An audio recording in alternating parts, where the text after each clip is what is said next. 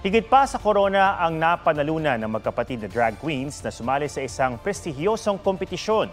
Sa aking panayam, ikunento ni na Maxi at Angel kung paano sila hinubog ng mga pagsubok at ng pagtanggap ng kanilang pamilya.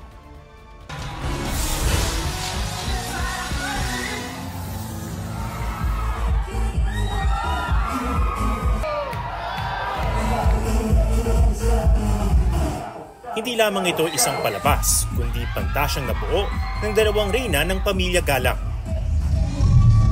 Sina Maxi at Angel. Mula sa matitingkad na kolorete hanggang sa magagarang kasuotan, naging sandata ng magkapatid ang pagiging pabulosa.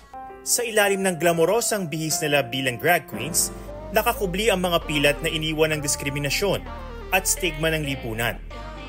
Hindi naman sikreto na meron pa rin mga hindi nakakaintindi, merong discrimination, merong pangungutya. Ano yung mga personal experience nyo doon? Kami, ng mga bata kami, parang nagbatang bakla kami, yung mga grupo ng mga sumasayaw sa kalye-kalye, mga street dancers. Every time na dumadaan kami, binabato kami ng basura, yung diaper, ang bote. Recess time namin, tapos pinairan ako ng yema sa mukha dahil hindi niya daw ako gusto as classmate dahil bakla daw ako. Sa halip na magpaapi, pinipili nilang tumindig at ipaglaban ang sarili. Umabot ba sa punto na nakipagsuntukan ba kayo? Yes! Ang dami! Mga bakla sa San Andres, palaban eh. Hindi pwedeng binato mo kami ng basura, papayag kami nun. Sumusugod din kami. Pa-fight din kami pabalik. Gusto niyo ng fight? Go pa! Puksaan. Kung sa labas ng bahay, may mga nagtangkang tibagin ang kanilang kumpiyansa sa sarili, sa loob ng kanilang tahanan, nahanap nila ang pundasyon ng kanilang paninindigang ipaglaban ang karapatan. Growing up, parang sobrang ganda ng relationship ko sa parents ko. Kami nag-come out. Ang maganda sa tatay ko, meron siyang kapatid na gay din, na transgenders. And sa family namin, madaming LGBTQ.